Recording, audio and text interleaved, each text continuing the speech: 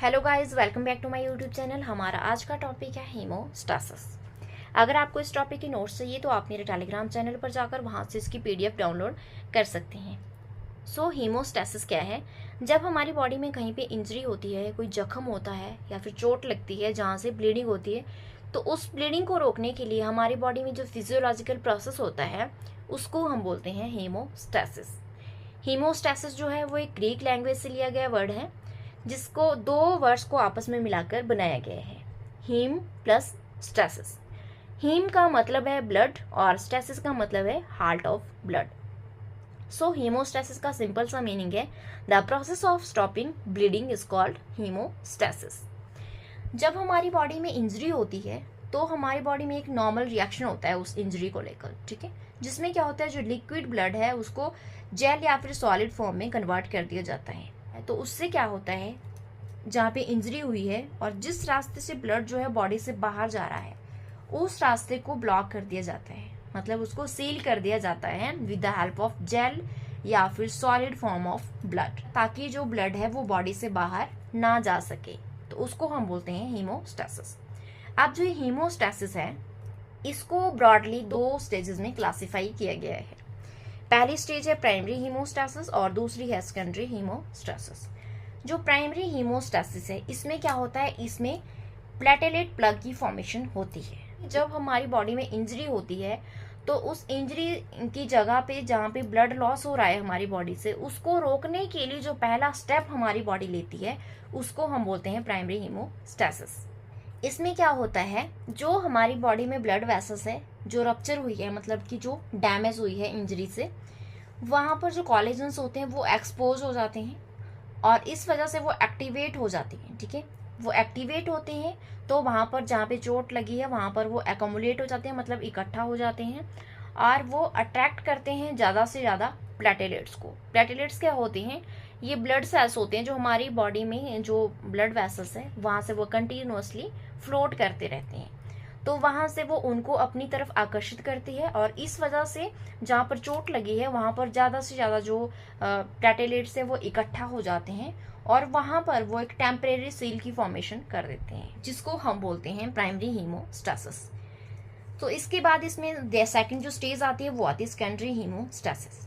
अब इसमें जो है वो टेम्परेरी जो सील थी, मतलब जो प्लेटेलेट प्लग था वो बन गया, ठीक है। तो उस टेम्परेरी सील को जो है सॉलिडिफाई करने के लिए स्टेप होता है उसको हम बोलते हैं सेकेंडरी हीमोस्टेसिस। इसमें क्या होता है, इसमें फाइब्रिन मैश बनता है, मतलब जो प्लेटेलेट प्लग फर्स्ट स्टेप में बना था उसके अराउंड में एक जाल सा बन जाता है फाइब्रिन प्रोटीन का, जिस वजह से जो वो प्लग है वो सॉलिडिफाई हो जाता है, मतलब वो हार्ड हो जाता है या फिर स्ट्रांग हो जाता है, ठीक है, जिसकी वजह से ब्लीडिंग को स्टॉप कर देता है। इसमें क्या होता है, इसमें कुछ कोएगुलेशन फैक्टर्स जो होते हैं वो इन्वॉल्व होते हैं। कोएगुलेशन फैक्टर्स क्या होते हैं, ये वो प्लाज्मा प्रोटीन्स होती है जो हमारे ब्लड प्लाज्मा में फ्रीली फ्लोट कर रही होती हैं, ठीक है। तो जो ये प्लाज्मा प्रोटीन्स होती है जब इनको एक बार डिटेक्ट हो जाते हैं, मतलब इनको एक बार पता चल जाता है कि हमारी बॉडी में कहीं पे जो है वो इंजरी हुई है और वहाँ से ब्लीडिंग हो रही है, तो ये क्या करते हैं, ये एक्टिवेट कर देते हैं हीमोस्टेसिस की कैस्केड को, मतलब जो हीमोस्टेसिस के इवेंट्स हैं उनको ये एक्टिवेट कर देते हैं और वहाँ पर जो हीमोस्टेसिस है वो स्टार्ट हो जाता है, ठीक है। मतलब वहाँ पे जो क्लॉटिंग इफेक्ट्स है वो एम्पलीफाई होना शुरू हो जाते हैं, जिसकी वजह से वहाँ पर एक क्लॉट की फॉर्मेशन होती है जिसको हम बोलते हैं फाइब्रिन ब्लड क्लॉट, यानी कि सॉलिड फॉर्म ऑफ क्लॉट, ठीक है, जिसकी वजह से जो ब्लीडिंग है वो अच्छे से रुक जाती है। कुछ ऐसे मेजर क्लॉटिंग फैक्टर्स हैं जैसे कि फाइब्रिनोजन और प्रोथ्रोम्बिन, ठीक है। ये क्या करते हैं, ये फाइब्रिन और थ्रोम्बिन प्रोटीन की फॉर्मेशन करते हैं जब ये एक्टिवेट हो जाते हैं, मतलब जो फाइब्रिनोजन और प्रोथ्रोम्बिन है जब ये एक्टिवेट हो जाते हैं तो ये फाइब्रिन और थ्रोम्बिन प्रोटीन की फॉर्मेशन करते हैं, जिसकी वजह से ब्लड क्लॉट्स की फॉर्मेशन होती है और जो ब्लीडिंग का प्रोसेस है वो स्टॉप हो जाता है, ठीक है। तो हमारे पास 30 से भी ज़्यादा जो क्लॉटिंग फैक्टर्स होते हैं जो इस हीमोस्टेसिस के प्रोसेस में इन्वॉल्व होते हैं। तो आप इस जो ये चार्ट मैंने दे रखा है यहाँ पे क्लॉटिंग फैक्टर्स का, इसको आप एक बार रीड कर लेना। आपको ये जो चार्ट है आपको मेरी पीडीएफ में मिल जाएगा जो आपको टेलीग्राम चैनल पर मिलेगी। अब हम आते हैं अपने मेन स्टेप पे जिसका नाम है मैकेनिज्म ऑफ हीमोस्टेसिस, ठीक है। जो हीमोस्टेसिस है उसका क्या मैकेनिज्म है, जैसे ही हमारी बॉडी में जो ब्लड वेसल है वो रप्चर होती है, ठीक है, मतलब वहाँ से ब्लड जो है वो लीक होता है, वेसल से बाहर जाता है, तो क्या होता है वहाँ पे जो हीमोस्टैसिस का मैकेनिज्म है वो ट्रिगर हो जाता है। मतलब हमारी बॉडी में इंजरी हुई और वहाँ पे एकदम से हीमोस्टैसिस का मैकेनिज्म जो है वो ट्रिगर हो गया।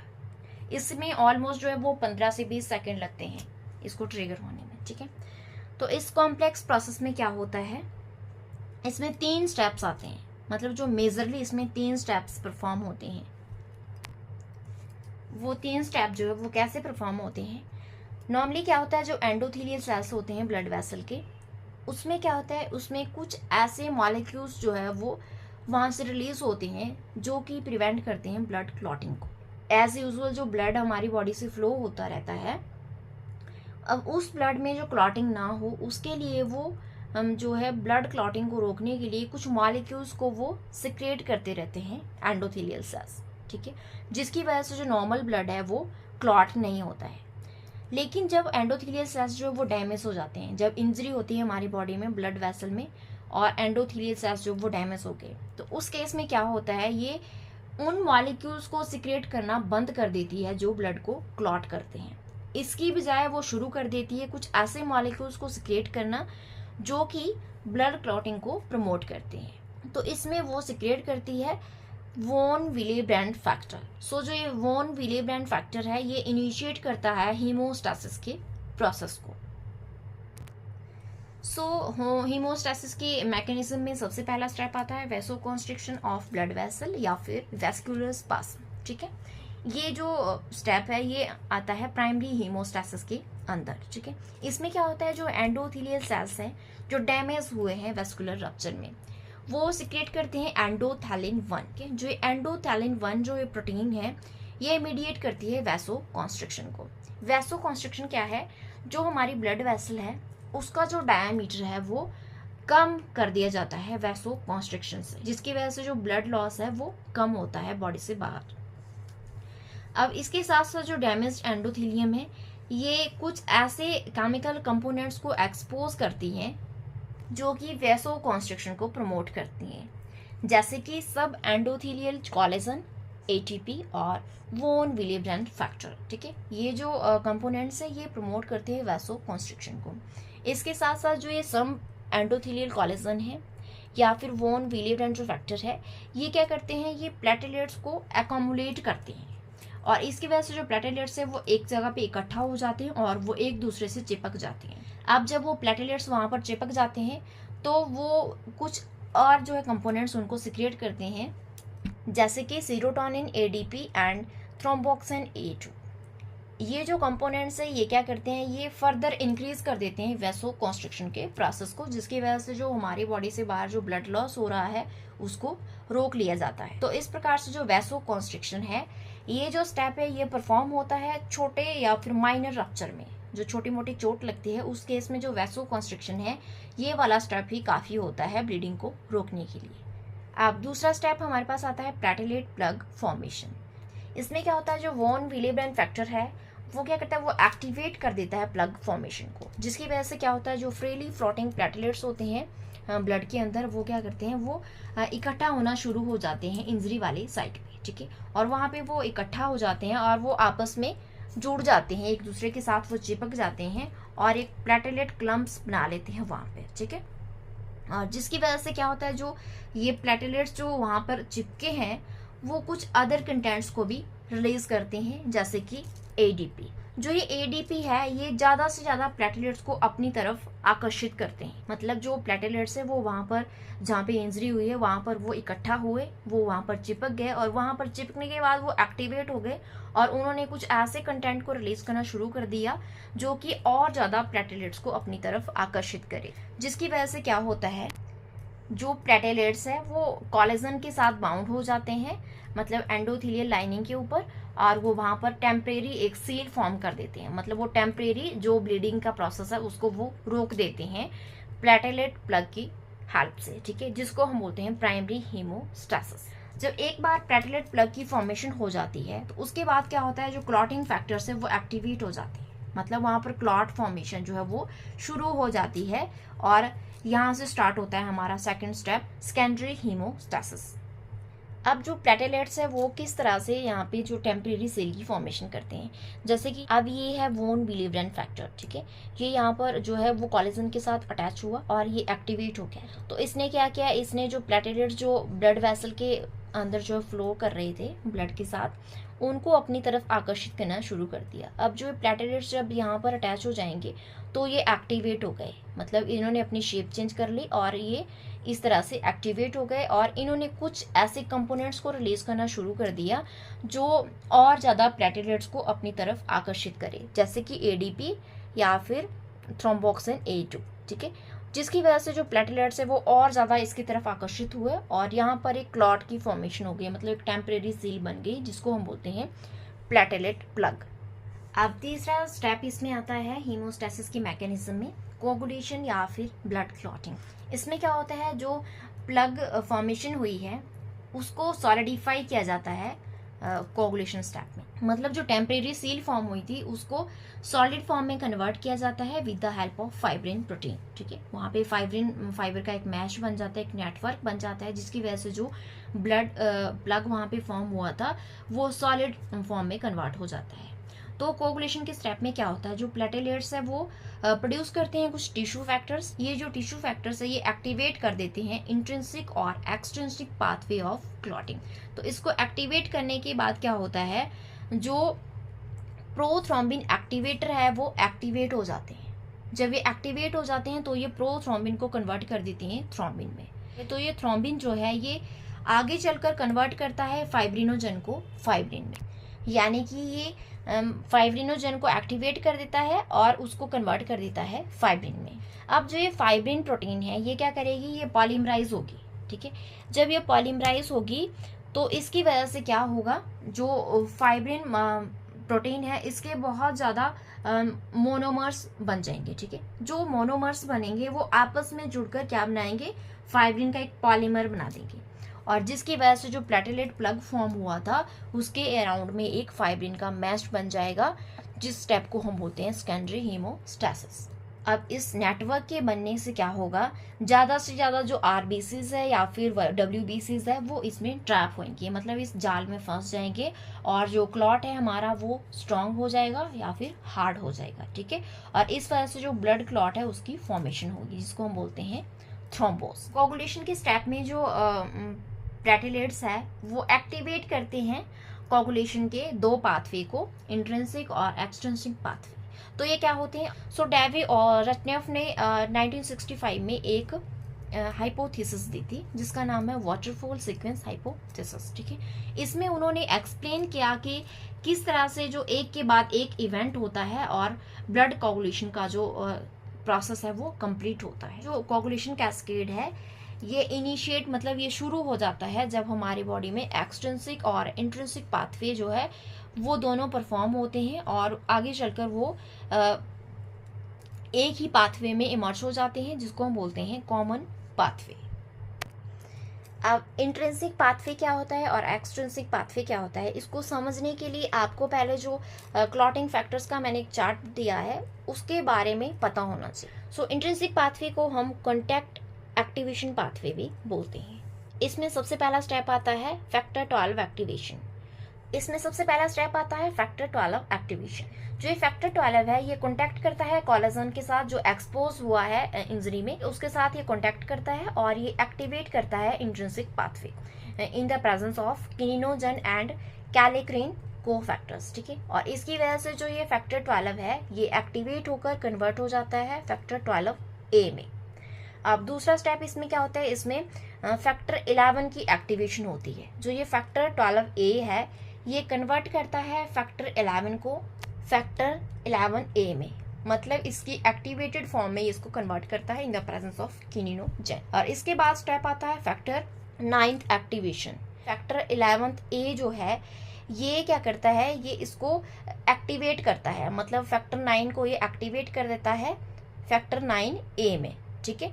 और इसके बाद एक्टिवेट होता है फैक्टर 10, ठीक है। जो फैक्टर 10 है ये एक्टिवेट कैसे होता है, जो फैक्टर 9 जो एक्टिवेटेड फॉर्म है इसकी ये एक्टिवेट करती है फैक्टर 10 को फैक्टर 10A में इन the presence of calcium and phospholipids, और जिसकी वजह से जो फैक्टर 8 है वो एक कॉम्प्लेक्स फॉर्म करता है विद द वॉन विलेब्रेंड फैक्टर, और जब ये जो फैक्टर 8 है ये सेपरेट होता है इस कॉम्प्लेक्स से तो ये एक्टिवेट हो जाता है और क्या करता है, ये कॉमन पाथवे में चला जाता है। तो अब दूसरा पाथवे हमारे पास आता है एक्सट्रिंसिक पाथवे। इसमें क्या होता है, पहला स्टेप इसमें आता है जो टिश्यू फैक्टर है वो रिलीज होता है इंजर्ड टिश्यू से, जिसको हम थ्रोम्बोप्लास्टिन भी बोलते हैं। अब दूसरा स्टेप इसमें आता है फैक्टर 7 एक्टिवेशन। ठीक है, जो फैक्टर 7 है वो किस तरह से एक्टिवेट होता है, जो थ्रोम्बोप्लास्टिन है यानी कि जो फैक्टर 3 है वो कन्वर्ट करता है फैक्टर 7 को फैक्टर 7A में, जो इसकी एक्टिवेटेड फॉर्म है, और ये आगे चलकर क्या करती है, ये एक्टिवेट करती है फैक्टर 9 को और फैक्टर 10। इसके बाद जो नेक्स्ट स्टेप है वो आता है हमारे पास फैक्टर 10 की एक्टिवेशन। इसमें जो फैक्टर 7A है वो क्या करेगा, वो कन्वर्ट करेगा फैक्टर 10 को फैक्टर 10A में। ठीक है, इन the presence of calcium tissue and thromboplastin और फॉस्फोलिपिड, और इस तरह से ये भी जो है वो इनिशिएट करेगा कॉमन पाथवे को। तो ये दोनों पाथवे जो है वो आकर कहाँ पर मिक्स होते हैं, कॉमन पाथवे में। अब इसके बाद जो है आगे चलता है कॉमन पाथवे, जो ये फाइनल स्टेज होती है ब्लड कोगुलेशन कैस्केड की। इसमें क्या होता है, जो ये फैक्टर 10A है ये कंबाइन करेगा फैक्टर 5A के साथ, और जो कैल्शियम आयन है फॉस्फोलिपिड सरफेस के ऊपर प्लेटलेट्स के, वो क्या करेंगे, वो फॉर्म करेंगे प्रोथ्रोम्बिनेज कॉम्प्लेक्स। ठीक है, जो एक्टिवेट करेगा प्रोथ्रोम्बिन को थ्रोम्बिन में। ठीक है, और अब जो ये थ्रोम्बिन है इसके दो प्राइमरी फंक्शंस होते हैं, पहला ये एक्टिवेट करता है फाइब्रिनोजन को फाइब्रिन में, और दूसरा ये एक्टिवेट करता है फाइब्रिन स्टेबलाइजिंग फैक्टर यानी कि फैक्टर 13 को फैक्टर 13A में। ठीक है, जो कि फर्दर स्टेबलाइज करता है फाइब्रिन फाइबर को, मतलब जो फाइब्रिन एक मैश बनाया है उसको वो स्टेबलाइज करता है by the binding of thrombin to fibrinogen, जब थ्रोम्बिन फाइब्रिनोजन के साथ बाइंड होती है, और इसमें वो रिलीज करती है फाइब्रिनोपेप्टाइड्स जो कि फाइब्रिन मोनोमर्स फॉर्म करते हैं, और ये फाइब्रिन मोनोमर्स जो है आपस में मिलकर क्या बनाते हैं, ये पॉलीमर बनाते हैं यानी कि प्रोटोफाइब्रिल्स बनाते हैं,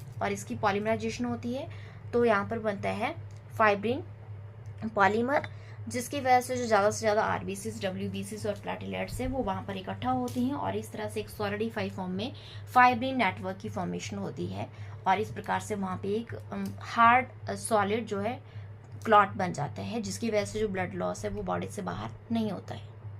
जब यहाँ पे इंजरी होती है, मतलब किसी भी जो हमारी बॉडी में इंजरी होती है किसी भी पार्ट में, तो वहाँ की जो ब्लड वेसल्स होती है वो रप्चर हो जाती है। ये यहाँ पे जो ब्लड वेसल है ये रप्चर हो गई है। ठीक है, और यहाँ पे जहाँ पे ये रप्चर हुई है इस एरिया में क्या होता है, यहाँ पे जो वॉन विलेब्रेंड फैक्टर है वो भी इसमें फ्लो करता रहता है, वो यहाँ पर आकर कोलेजन के साथ अटैच हो जाता है और वो एक्टिवेट हो जाता है, जिसकी वजह से वो ज़्यादा से ज़्यादा जो प्लेटलेट्स है ये यहाँ को इकट्ठा करता है। इस पार्ट में आप देख सकते हैं यहाँ पे बहुत सारे जो प्लेटलेट्स है वो इकट्ठा होना शुरू हो गए हैं, और यहाँ पे एक टेम्परेरी सील जो है वो फॉर्म हो गई है। अब इसके बाद यहाँ से जो ब्लड लॉस है वो नहीं होगा, मतलब टेम्परेरी सील हो गई है यहाँ पे, जिसको हम बोलते हैं प्लग। ठीक है, प्लेटलेट प्लग की फॉर्मेशन हो गई है। इसके बाद जो है थर्ड जो स्टेप आता है वो आता है क्लॉटिंग। क्लॉटिंग में क्या होता है, इसमें जो ये प्लग फॉर्मेशन हुई है यहाँ पर आकर जो फाइब्रिन प्रोटीन है वो एक मैश बना देती है, मतलब ये जो आप देख रहे हैं ये जो नेटवर्क सा यहाँ पे ये इसके ऊपर आकर बना दिया इन्होंने, जिसकी वजह से क्या है यहाँ पे जो बहुत सारे जो ये रेड ब्लड सेल्स है ये इकट्ठा हो गए हैं, वाइट ब्लड सेल्स भी इसमें इकट्ठा हो गए हैं, और इन्होंने एक सॉलिड फॉर्म में जो है वो क्लॉट फॉर्म कर दिया है। अब यहाँ से जो ब्लड फ्लो है वो बाहर नहीं होगा। ठीक है, तो इसमें जो दो पाथवे है वो आते हैं, पहला आता है इंट्रिंसिक पाथवे और दूसरा आता है एक्सट्रिंसिक पाथवे। ये जो दोनों पाथवे हैं ये क्या करते हैं, ये एक कॉमन पाथवे में आकर जो है वो इकट्ठा हो जाते हैं, और वहाँ से जो कॉमन पाथवे है वो आगे चलकर जो है वो फाइब्रिन क्लॉट की फॉर्मेशन करता है। अब जो इंट्रिंसिक पाथवे है इसमें क्या हुआ, इसमें जो फैक्टर 12 है वो 12A में कन्वर्ट हुआ, और जो 12A है इसने फर्दर एक्टिवेट किया फैक्टर 11 को और 11A में कन्वर्ट कर दिया। 11A ने फर्दर आगे चलकर जो है फैक्टर 9 को फैक्टर 9A में कन्वर्ट कर दिया, और इसने क्या किया, फैक्टर 9A ने फैक्टर 10 को फैक्टर 10A में कन्वर्ट कर दिया। ठीक है, अब यहाँ पर आकर क्या हुआ, ये कॉमन पाथवे में चला गया है, यहाँ से आगे जो है वो कॉमन पाथवे शुरू हो गया है। ये इंट्रिंसिक पाथवे और ये एक्सट्रिंसिक पाथवे है। और इसी तरह एक्सट्रिंसिक पाथवे में क्या हुआ, जो टिश्यू फैक्टर है उसने एक्टिवेट किया फैक्टर 7 को 7A में कन्वर्ट कर दिया। मतलब उसने फैक्टर 7 को एक्टिवेट किया, एक्टिवेट होकर वो उसने आगे एक्टिवेट किया फैक्टर 10 को, और फैक्टर 10 जो एक्टिवेट हुआ उसने क्या किया, उसने वो कॉमन पाथवे में चला गया और इन्होंने प्रो थ्रोम्बिन को थ्रोम्बिन में कन्वर्ट कर दिया, और थ्रोम्बिन ने क्या किया, इसने फाइब्रिनोजन को फाइब्रिन में कन्वर्ट कर दिया, और फाइब्रिन ने जो है आगे चलकर पॉलीमराइज हुआ और वहाँ पर एक फाइब्रिन क्लॉट की फॉर्मेशन हो गई। अब क्लॉट फॉर्मेशन के बाद क्या होता है, अब क्लॉट तो फॉर्म हो गया लेकिन वो परमानेंट सॉल्यूशन नहीं है, ठीक है। अब वो क्लॉट जो है उसको वहाँ से धीरे धीरे हटाया जाता है ताकि जो ब्लड वेसल्स है वहाँ से जो नॉर्मल ब्लड फ्लो है वो कंटिन्यू हो सके। वो जो वहाँ पे क्लॉट फॉर्म हुआ था वो टेम्परेरी सॉल्यूशन था, तो वहाँ पे जो क्लॉट फॉर्म हुआ है उस एरिया में जो नॉर्मल टिश्यूज है उससे उसको रिप्लेस किया जाता है, और जैसे जो हमारी स्किन में जो इंजरी होती है तो थोड़े टाइम बाद वो नॉर्मल हो जाती है। तो उस प्रोसेस को हम बोलते हैं क्लॉट रिट्रैक्शन। इसमें क्या होता है, जो प्लेटलेट्स होते हैं वो क्या करते हैं, वो जो फाइब्रिन नेटवर्क है वहाँ पर जो इकट्ठा हुए हैं, जो चिपके हैं, उन्होंने वहाँ पे नॉट्स बना दिए, मतलब वहाँ पे उन्होंने गांठें सी बना दी, और जिसको हम बोलते हैं फिलोपोडिया। अब जो फिलोपोडिया है प्लेटलेट्स ने बनाए, जिसमें क्या हुआ, जो फाइब्रिन स्ट्रैंड्स है वो अच्छे से अंदर उसके धंस गए, और जिसकी वजह से जो नेटवर्क है वो छोटा हो गया और वो ट्विस्ट हो गया, जिसकी वजह से जो क्लॉट है वो रिट्रैक्ट हुआ, ठीक है। मतलब वो दोबारा से वापस अपनी फॉर्म में आने लगे जो वहाँ के टिश्यूज थे। इसमें जो कैल्शियम और थ्रोम्बिन है वो क्लॉट रिट्रैक्शन को जो है वो इंक्रीज करते हैं, मतलब इसको बढ़ावा देते हैं। तो ग्लाइकोप्रोटीन 2B और 3A जो है वो भी इसमें इन्वॉल्व होते हैं, जिससे क्या होता है, जो क्लॉट है वो रिट्रैक्ट हो जाता है, और जो थ्रोम्बोलाइसिस है वो उसको प्रिवेंट करता है। मतलब थ्रोम्बोलाइसिस के जो प्लेटलेट्स होते हैं उनको टूटने से वो रोकता है, और इस वजह से वो ब्लॉक करके रखता है और सील करके रखता है डैमेज्ड वेसल को, और वहाँ पे जो हीलिंग का प्रोसेस है वो उसको फैसिलिटेट करता है, मतलब उसको वो स्टार्ट कर देता है।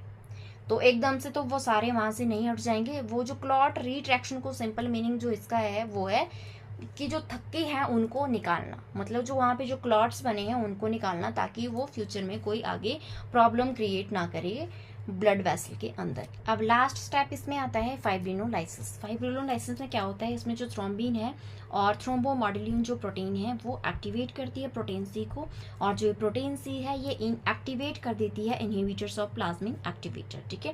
और जिसकी वजह से जो प्लाज्मिनोजन एक्टिवेटर है वो एक्टिवेट हो जाता है और वो कन्वर्ट करता है प्लाज्मिनोजन को प्लाज्मिन में विद द हेल्प ऑफ को फैक्टर प्रोटीन S, ठीक है। और जिसकी वजह से जो फैक्टर 5A है और फैक्टर 7A है वो इनएक्टिवेट हो जाते हैं, ठीक, क्योंकि ये कोगुलेशन को प्रमोट करते हैं, और जिसकी वजह से जो कोगुलेशन है उसको रोका जाता है, और वहाँ पर फाइब्रिनोलाइसिस जो है वो स्टार्ट हो जाती है with the help of plasmin enzyme. अगर हम सिंपल लैंग्वेज में बात करें तो फाइब्रिनोलाइसिस क्या है, the degradation of the fibrin fibres. जो फाइब्रिन का एक मैश बना है उसको दोबारा से तोड़ा जाता है to remove the blood clot and restore the normal blood flow, क्योंकि जो वहाँ पे जो क्लॉट है उनको तो हटाना पड़ेगा ताकि फ्यूचर में कोई प्रॉब्लम ना हो। तो इस वजह से जो फाइब्रिनोलाइसिस का स्टेप है ये इम्पॉर्टेंट होता है आफ्टर द हीमोस्टेसिस प्रोसेस, ठीक है। और इसके बाद क्या होता है, जो रप्टेड वेसल है वो हील हो जाती है, मतलब वो हीलिंग उनकी स्टार्ट हो जाती है, और जब कंप्लीट हीलिंग हो जाती है वेसल की उसके बाद जो फाइब्रिन है वो टूट जाता है, उसको तोड़ दिया जाता है, और जिसकी वजह से जो ब्लड सर्कुलेशन है वो कंटिन्यू हो जाता है। यहाँ पे जो इंजरी वाली साइड थी वहाँ पर क्या है, वहाँ पर जो डैमेज्ड टिश्यू थे वो रिप्लेस होना स्टार्ट हो गए हैं, मतलब वहाँ पे हीलिंग स्टार्ट हो गई है और धीरे धीरे करके वो नॉर्मल फॉर्म में आ गए हैं। ये यहाँ पे जो स्कार आप देख रहे हैं ये इससे जैसे आपकी इंजरी होती है वहाँ पे एक दाग सा रह जाता है, ये वो है, ठीक है। बाकी का जो इंजरी हुई थी, जो डैमेज पार्ट थे वो नॉर्मल हो चुके हैं फाइब्रिनोलाइसिस प्रोसेस की हेल्प से। सो इस वजह से जो हीमोस्टेसिस का प्रोसेस है ये वर्क करता है ब्लीडिंग को रोकने में, और इसके बाद जो क्लॉट फॉर्मेशन है तो उन क्लॉट्स को रिमूव किया जाता है विद द हेल्प ऑफ फाइब्रिनोलाइसिस, ठीक है, ताकि जो हमारे जो ब्लड वेसल्स है उनके अंदर जो ब्लड फ्लो है वो नॉर्मल हो सके। सो अगर आपको मेरी वीडियो पसंद आई हो तो मेरी वीडियो को लाइक करना, मेरे चैनल को सब्सक्राइब करना और वीडियो को ज़्यादा से ज़्यादा शेयर करना। Thank you for watching.